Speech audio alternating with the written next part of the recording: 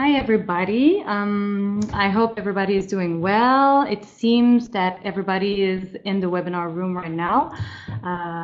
If there's a problem, you can let us know on the Facebook event or in the little chat box at the bottom. I'm very happy to be here. My name is Arianne. I am the coordinator of the Youth Travel Foundation. The Youth Travel Foundation is a charity based in Montreal, but we are operating on a national level to promote travel as an educational tool for teenagers and young adults. So how do we do this?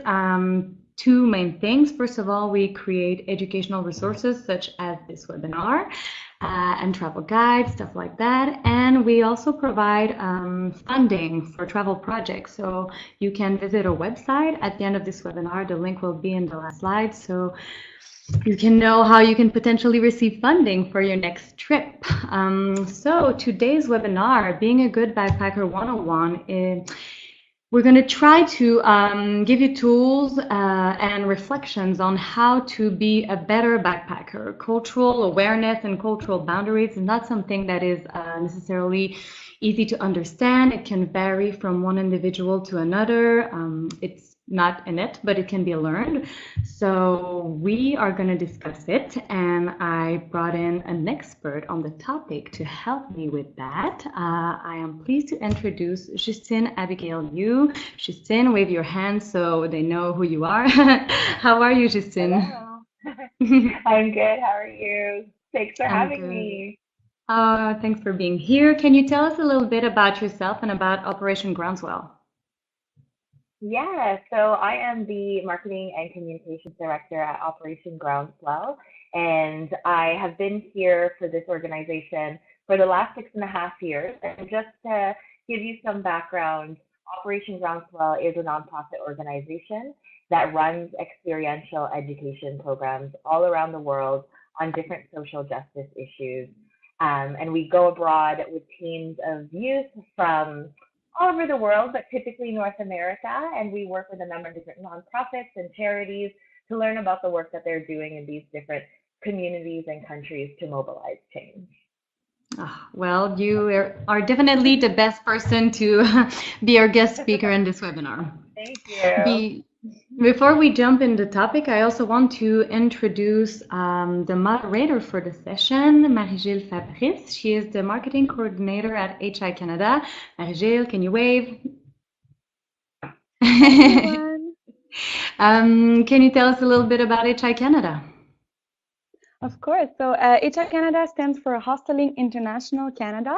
We are a not-for-profit organization, part of the largest network of hostels in the world.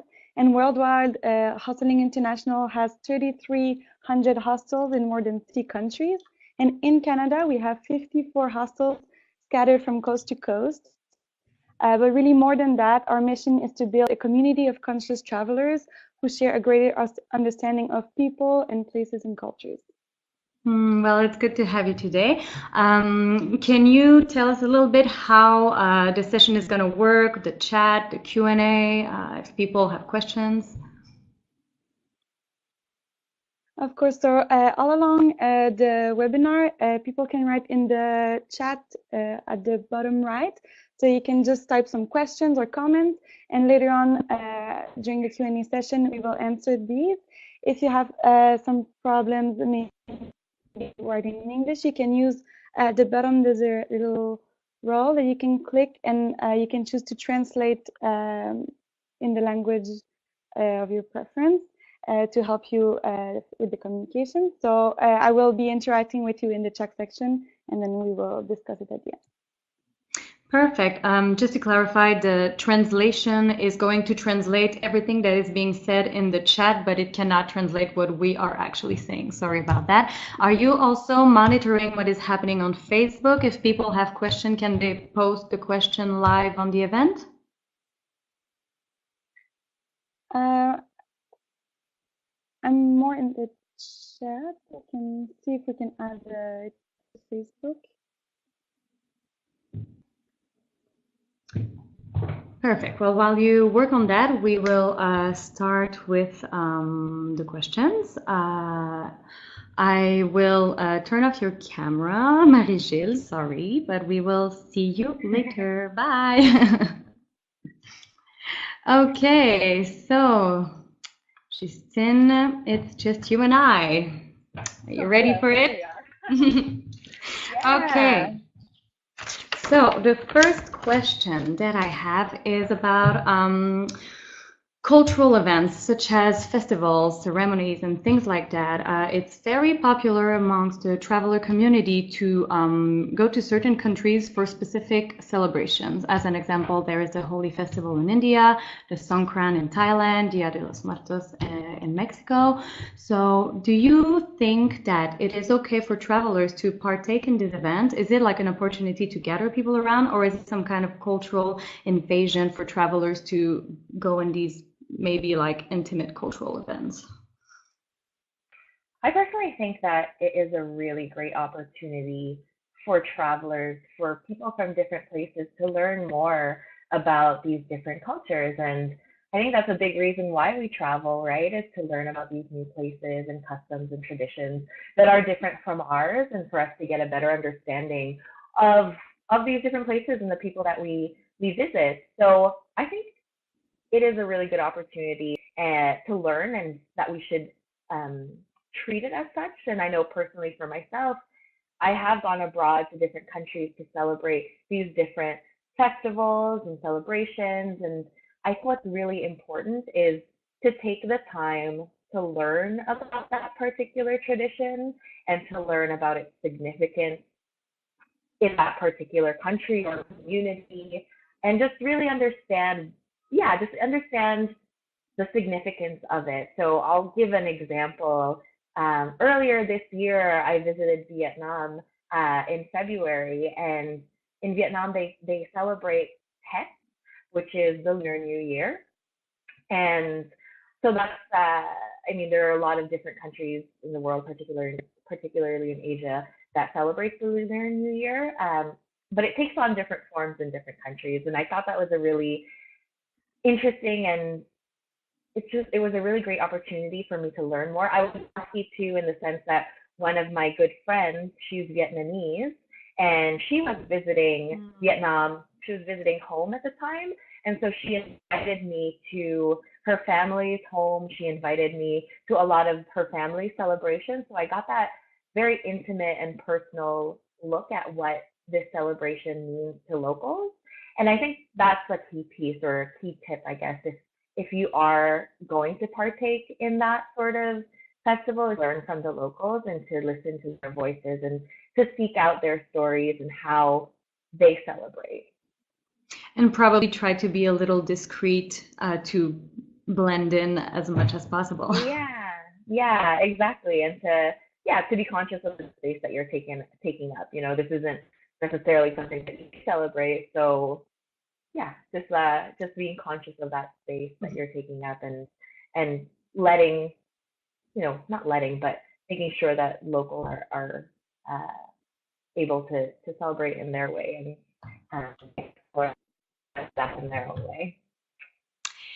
And what about the like temples or monuments? Do you think that it's a similar concept? Because one of the main attraction of going to a new country is visiting everything that there is to see, and one of the main attraction are temples. They're architectural masterpiece, but we don't necessarily identify with the religious belief that is associated with. So is it okay to visit them even if we do not practice a specific religion? Again, I think it's a similar concept, right? And that it's important for us to learn of different religions, of different cultures, and yeah, in this case with temples and other sites, religious sites of worship. It's an opportunity to learn about that different religion. And when we seek out these places or events that are different from our own beliefs or our own traditions, it's a really special opportunity to expand our ability to empathize with other people and learn about their culture, learn about them. And so I think it is appropriate. I think of course, it has, again, a place of respect and humility and being open to learning about that religion, about why that particular site of worship is so significant. I agree. Yeah. When we travel, we carry a lot of baggage with us, and I'm not talking about necessarily physical baggage like a luggage, but like emotional, psychological, cultural, and sometimes we can inadvertently impose our own culture in a certain way by wearing, let's say, somewhat inappropriate clothes in a conservative country, or not thinking about covering your head if Islam is predominant, things like that, or displaying signs of affection in public. So do you think that as traveler, it is okay to bring some of our own cultural heritage with us, or should we try to adapt to the place we visit? I think we should try to adapt to the cultural norms and the places that we go to. Um, like the things that you had mentioned about, public displays of affection or, covering your head. These are things that are very significant to a lot of the places that we go to, and we may or may not agree with that. But for me, it comes down to the fact that we are guests in a place that other people call home. And we would never go into somebody's home, their actual house. And when we do that, we try to abide by the norms or the rules of that particular home, whether it's something as simple as taking your shoes off, if that's something that the family or whoever owns the home requests.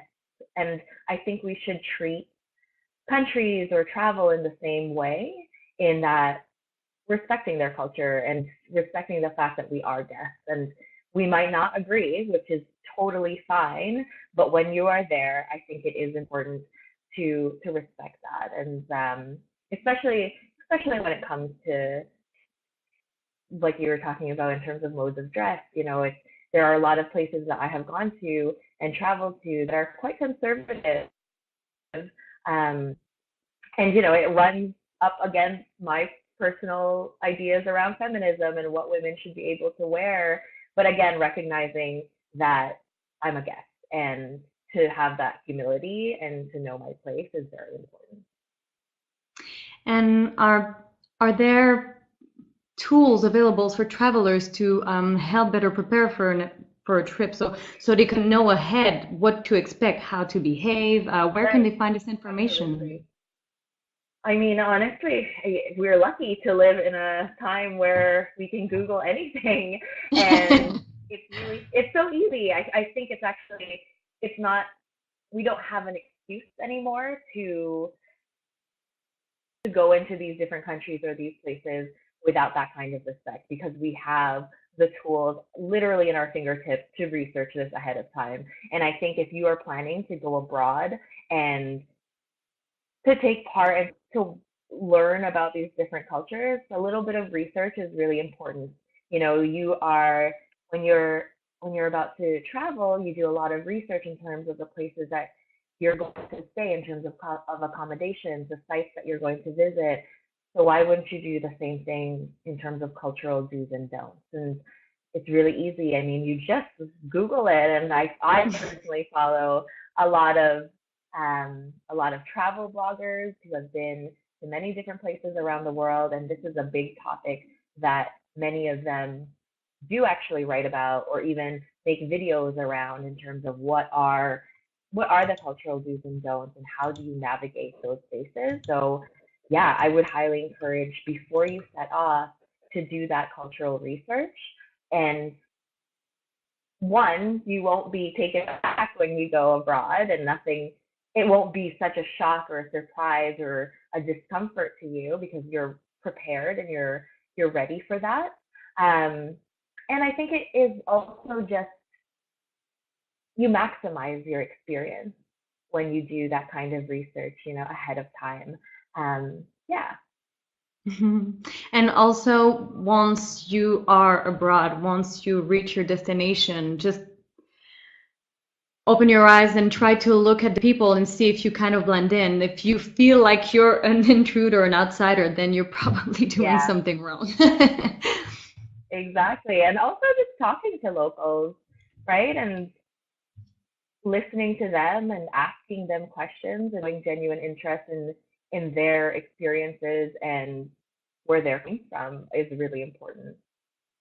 Do you have tips to meet and engage with locals? Sometimes people are shy or they just don't know where to go, how to interact, how to like get introduced with local people in a good way.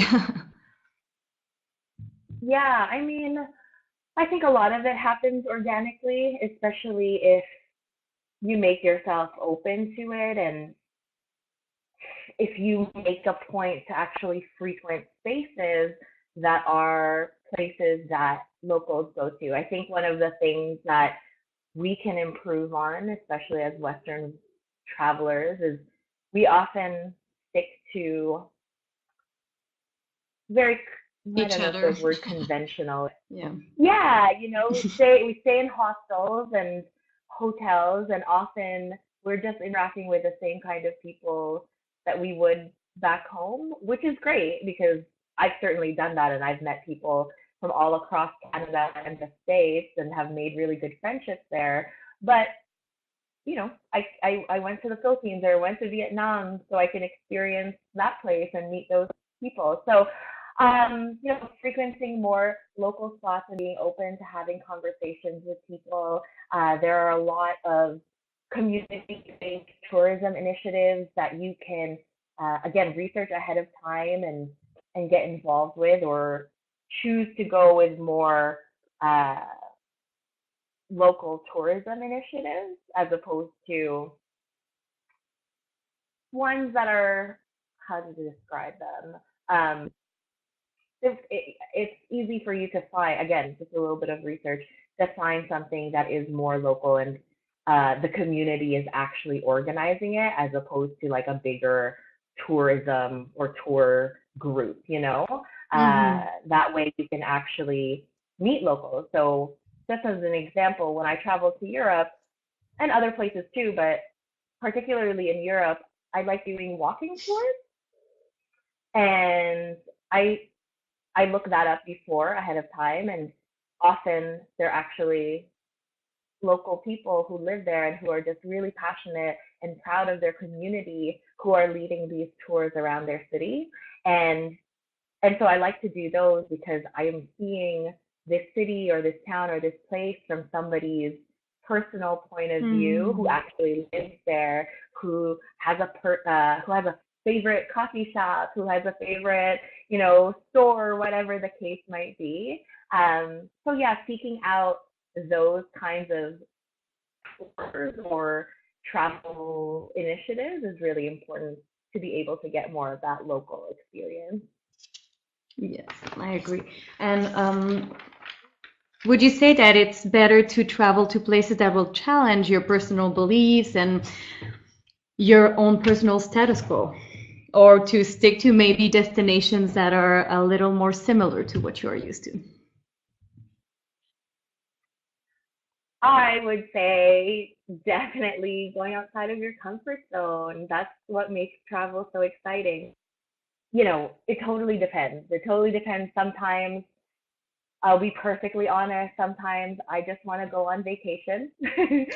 Sometimes I just want to relax, and that's a totally valid reason to travel as well and just get away and take a break from work. And we all live very busy lives here. And so it's okay, I think, to do more travel experiences that are comfortable, but I often seek out a lot of experiences. I travel because it challenges me personally. I like to travel because it challenges me. It makes me think about my own culture. It makes me think about my own value system, and I think that's a reason for a lot of people to travel is that, I mean, you want to experience something different from what you would usually experience at home, and I don't know. For me, travel is just such an incredible tool if you have access to it. It's just such an incredible tool to learn about different people.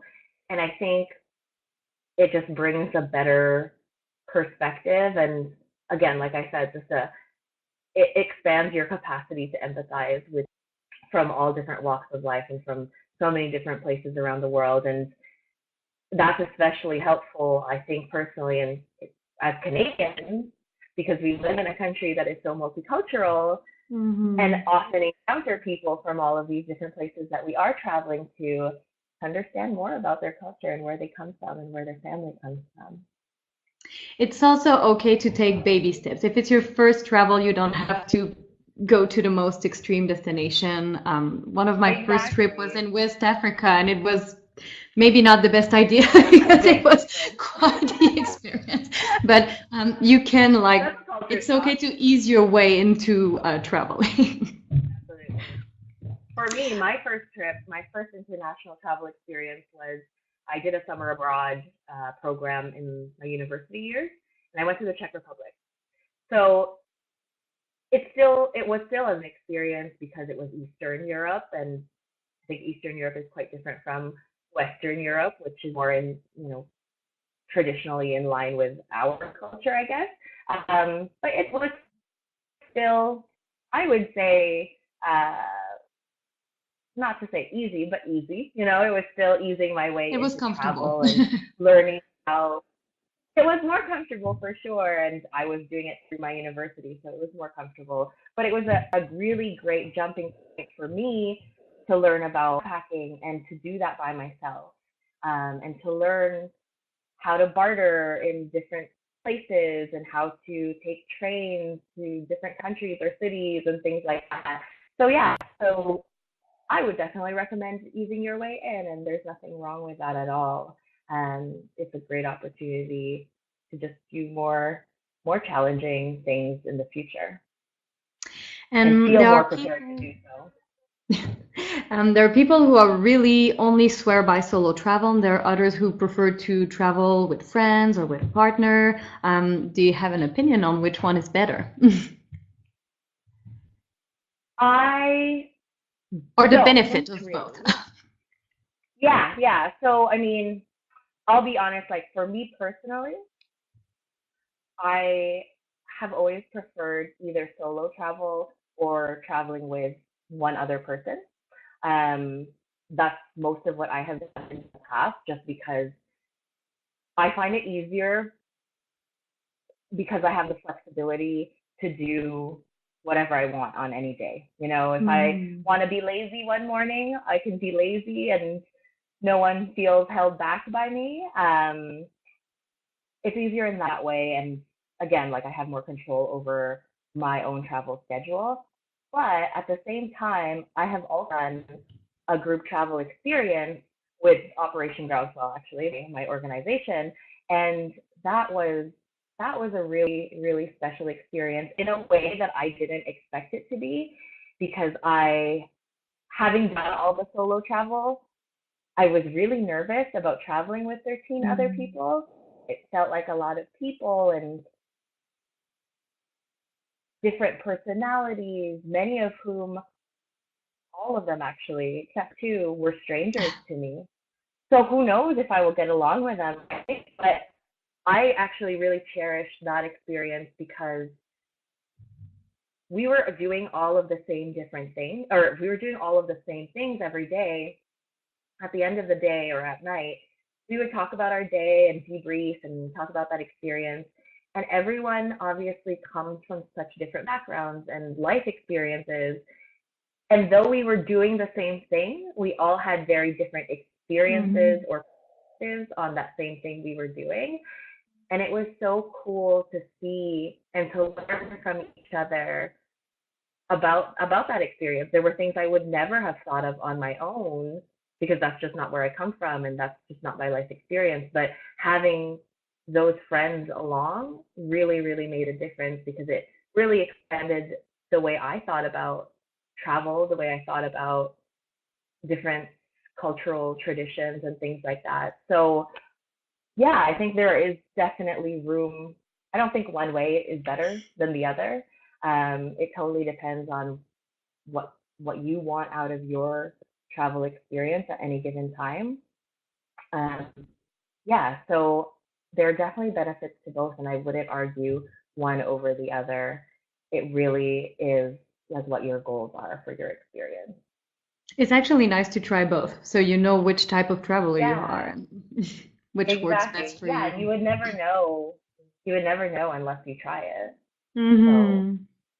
yeah, yeah, and it's interesting too. It's so different traveling in different ways. So before, I would always travel with one other girlfriend. And then very recently, I started traveling with my partner, who is a man, and traveling with a man is very different from It traveling with a is. girlfriend. So even that in itself was such a different experience, and I learned so much from all of those different kinds of experiences. And traveling with a family member is also very different. You think you know Oh, them, but oh then yeah. it's completely different. Exactly.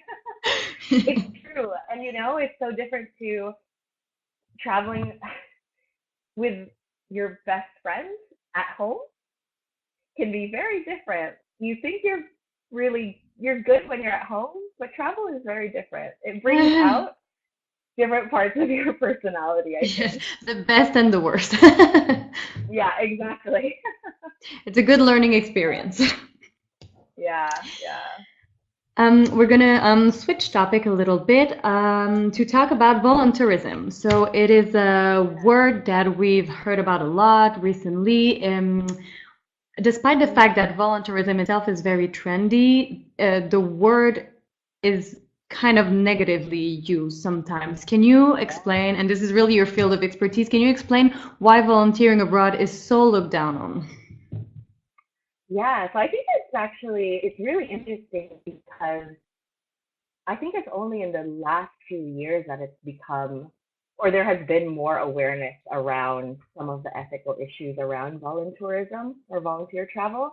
And a lot of it stems from the fact that there are many different volunteer travel organizations and businesses out there that don't actually work in collaboration or in consultation with the communities that they are claiming to help or that they're volunteering with.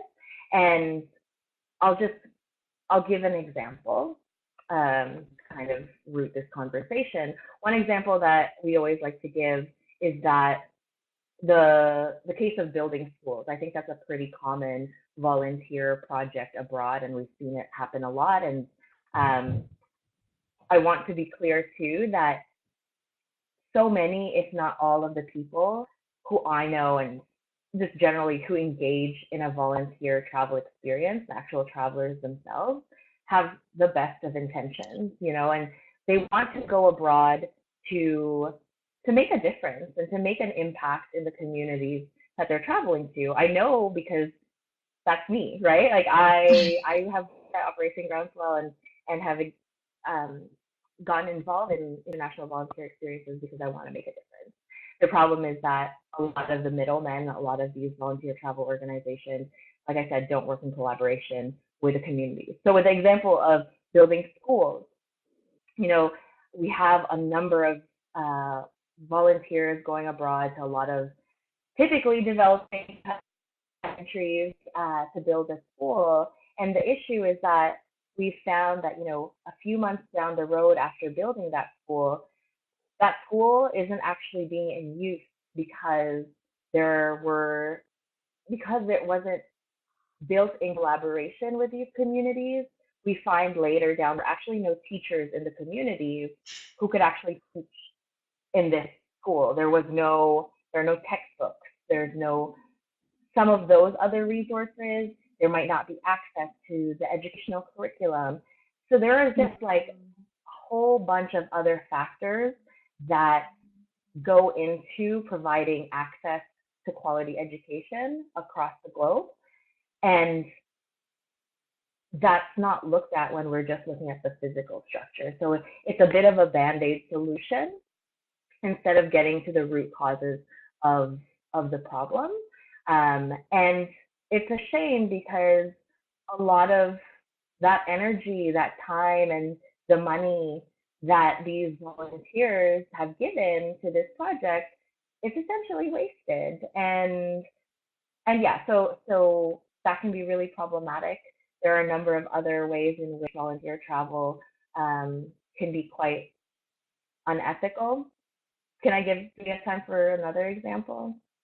Yes, you can give example, but don't throw shade at organizations. Yeah, no, not specific organizations, but there are other experiences. Have you heard of orphanage tourism? Oh, yes. Yeah, so that's a big one where the orphanage tourism is essentially a kind of volunteer travel experience where you go and you volunteer at orphanages, usually 2 to 3 times, spending time with children who are there, maybe teaching them some English or some other rudimentary skills, and just really playing with the kids and spending time with the children, which again, it sounds like a really good experience and a positive thing to do. But if we think a little bit more critically at this experience,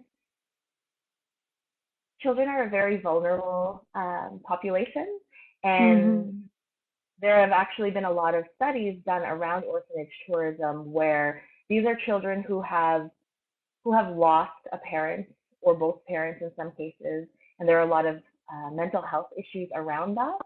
And the issue with volunteering at orphanages is that these experiences, these volunteer projects or volunteer placements are often short-term projects. They're 2 or 3 weeks at a time.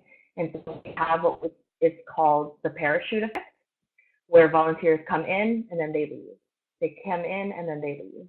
And these children are left abandoned over and over and Mhm. over again. And there's already that pre-existing experience being orphans. And so, again, this type of experience perpetuates a system of exploitation and doesn't actually solve any of the problems. And there was a study done also a few years ago, I think it was by uh, Friends International, that in Cambodia in particular, about 70% of the children who are actually in orphanages have one living parent. Um, but the reason why the parents send their children to the orphanage is because there is an economic value for them. They would get a Mhm. certain cut of that of doing that. And so this is again not to place any kind of blame on the parents for making that decision, because many of those people who live in those, it's a low income poverty. They are living in poverty, and so this is a way to move up in and and have some extra money. And so again, it doesn't solve any of the problems, and in fact, it is creating more problems. And so, that's just another example of some volunteer projects out there that, though are well intentioned, the actual effect and there are a lot of unintended consequences. And so it's really important to think critically about the kind of volunteer project that you are engaging in abroad. And As a very also, short summary. thinking about the skills. If you feel like you do not have the skills to do a specific task, like I do not have skills to in construction, I could not go and build a school. It would Yeah, not make sense. I'm not qualified exactly. for dealing with kids with attachment issues and things like that. So it's important Yeah, before applying to a program to ask yourself, am I qualified for this project? absolutely. So how can people wanting to make a difference, wanting to help, know if the project that they are applying for, the company, if they're really going to have an impact, a positive one? I think yeah, no, it's a great question, and I hope more people ask that question. And again, it goes back to research. If you are going to engage in a volunteer travel experience, which, by the way, I do encourage. There are organizations, not just OG, but there are many organizations who are doing volunteer travel in a more ethical and responsible way. But again, there is a responsibility for you to do research and ask questions. When you are looking at an organization, ask them questions in terms of the communities that they're working with and how that relationship is structured. You know, are you working in partnership with that particular organization or that particular community on the ground? And what does that look like? And how do you determine your project? So just as an example with how we do it at OG, we have partnerships with all of these nonprofits and charities around the world, and we have staff on the ground who spend time with those partners to learn about what their needs are at any given time. And so all of our projects are community requested, and the philosophy around that is that we don't want to make or take work from locals. And sometimes there are projects, or sometimes there are partnerships where they don't need our help. You know, they don't need built, they don't need that kind of support. And that's really important. It's really important to not create work if it's unnecessary. And so we still work with that particular partner in the sense that we meet with them to learn about the work that they're doing, the challenges they face as an organization, and really learning about the work that they're doing. So again, ask that question: how are those relationships with these partner communities structured? Another question I would ask is, what is the project? What are you going to be doing? There are some things, for example, orphanage tourism, that I think you should just steer clear from, that there are too many ethical issues around that you shouldn't get involved in. Like you said, if it's a construction project, or if you don't have experience working with children in a educational or counseling capacity, you shouldn't do it. And just understanding also, like, if your volunteer project or your volunteer experience is only 2 weeks long, and they're promising you to build an entire school, I don't know how realistic it is to build a school in 2 weeks, and will that really be a sound structure? So asking those harder and more critical questions and being realistic in what you can actually achieve in the time frame that you are committing to a volunteer experience. Change doesn't happen overnight, and that's okay. It's just a start, and we should be okay with that. And I think another important question to ask of organizations is that, are you going to be learning before serving, before getting involved in volunteer projects?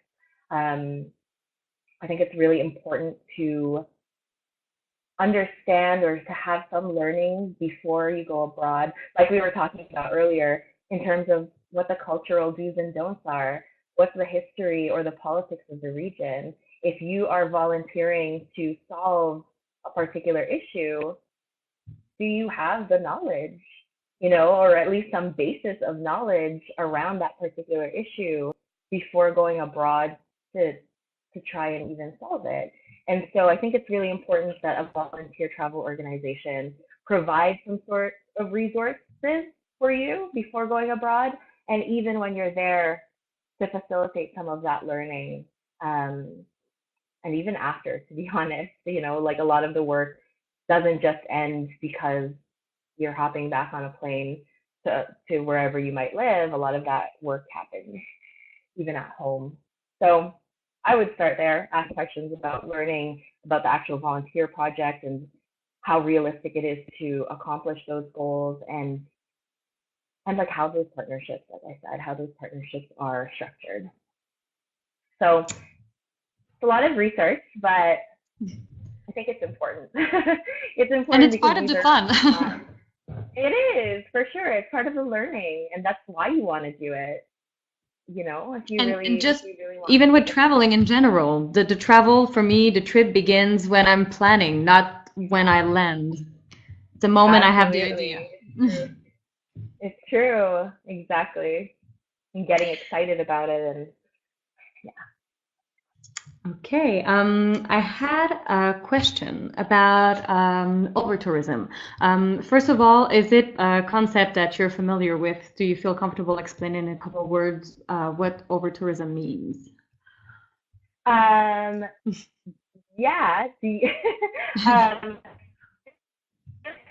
I know that there are certain places around the world, particularly cities, where um, it's over tourism. There is just so many tourists who are going to a particular place, and it has become detrimental to the actual places that they are visiting. Um, to give an example, I know in Machu Picchu in Peru, it's a very, very important, significant, and popular tourism site for travelers. Um, but again, it's a world. I'm pretty sure it's a World Heritage Site. Um, uh, yeah, right. Okay. um, and it needs to be preserved, but with the amount of tourists that are going to these places, it is ruining a lot of the actual physical space and also the culture that is there. Um, yeah. Do you have anything to add to that? I don't know if I No, explained that that makes well. sense. It's just there's not a formula. It's not okay. A certain amount of tourists is okay in a city. It's more Yeah. organic than that, and it's just a problem of popularity. Certain Yeah. destinations are just way too popular, and the city cannot support that many people at the same time. Exactly. Sometimes it makes the cost of living rise and the local population can no longer afford it. Sometimes it's just that it's too crowded and it makes it unpleasant and it's impossible to see the sights that you wanted to see, or as you said, it's damaging the environment. Yeah. What I wanted to discuss quickly is small group versus big group. A lot of people like the idea of traveling with other people. So I know that cruise ships are very popular and buses, like tour buses.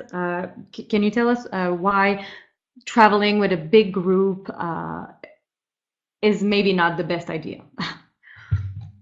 Yeah, I think it is.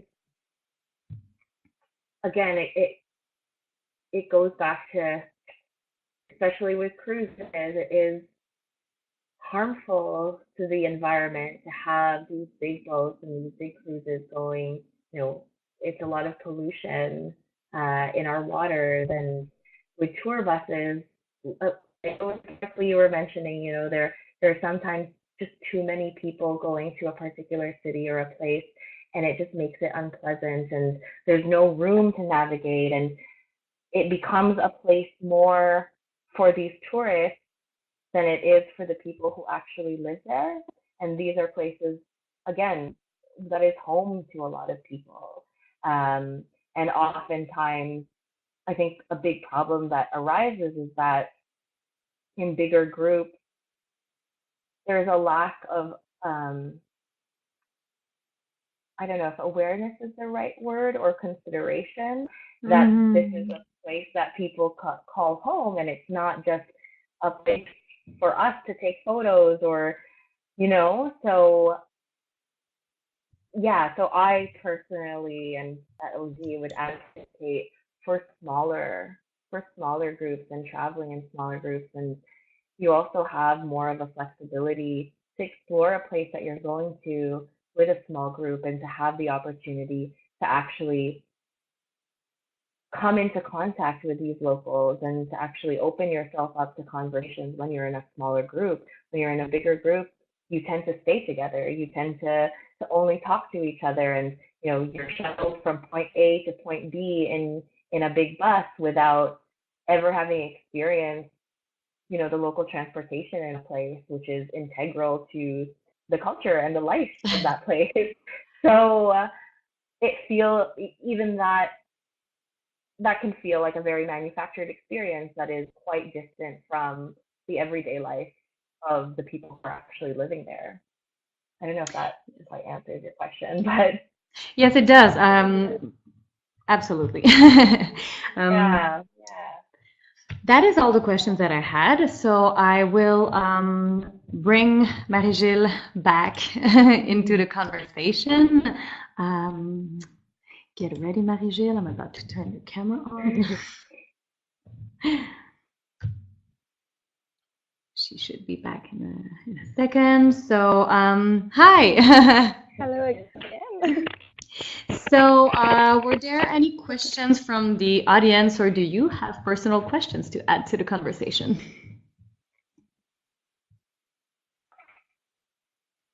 So I think we had a pretty shy audience today. But it's okay, or if you were waiting for the end of the webinar to ask them, now would be the time in the chat section at the bottom right. So don't be shy.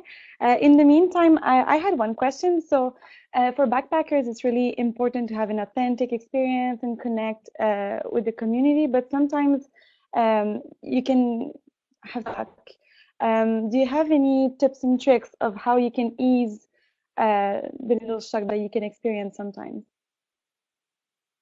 Can you repeat that, Marie-Jo? Sorry, you It's were cutting in and out. It was about the cultural shock, about ways to ease your cultural shock. When you're going into a new country? Yes. Oh, I'm not sure. I think that's a good question. I think again, preparing yourself ahead of time in terms of reading and researching what this place might be like. You can read as much as you can about a place, but of course, nothing can quite prepare you as the actual experience when you get on the ground. But I think at least reading about a place and knowing, for example, when I traveled to, well, I'm originally from the Philippines, but Manila is a huge city that is really intense and the traffic is crazy and it's very overwhelming. And if you're traveling to Manila or a place like that, you can read about that online, but being there will still be a completely different experience. I think at least having your expectations in the right place is incredibly helpful. If I went into Manila thinking it would be this really peaceful city, I would be in for quite a shock that would be much greater than when I had done my research. And so, yeah, I think that research is essential, but I don't think anything can really truly prepare you until you're there. And the culture shock is part of the experience, in my personal opinion. And it's something that we should experience and have to learn how to navigate and think through. And that goes also for reverse culture shock and coming home, and it still happens every now and then where I go somewhere entirely different and just coming home feels very weird and sometimes sad, sometimes just I don't even know how to describe it. And again, like I don't know if you can fully prepare yourself for that, but I think it's important. A lot of travelers actually, like first time travelers, don't actually think about that, about the reverse culture shock. And then that's a really important part of the experience too, is to mentally prepare yourself for the journey home. So I would say actually more of that is that people, first time travelers, should be aware of that, but aren't quite. Even long, like really prepared travelers and people who have traveled a lot, sometimes they think that, oh yeah, I'm a traveler, I know about it, but you never know when it's going to hit you. So I would add maybe the preparation and researching, but also not only about the destination, but about what is a culture shock and what is reverse culture shock, so that when you experience these feelings of sadness or confusion or anger, then oh, you can just talk yourself down. Okay, I've read about it. This is cultural shock. It's going to go away.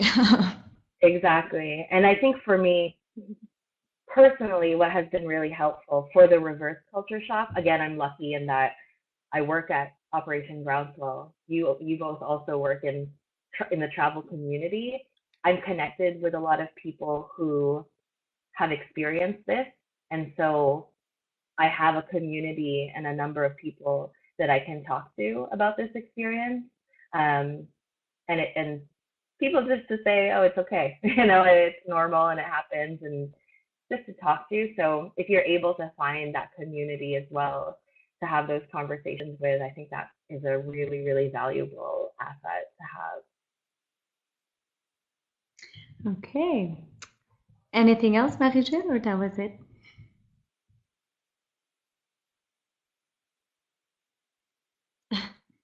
Yeah. Okay, well, thank you.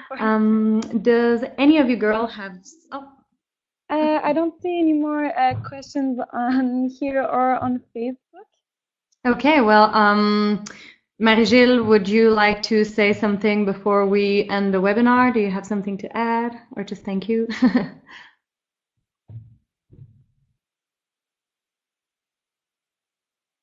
Well, thank you. It was really, really interesting to hear both your opinions and comments on the different topics.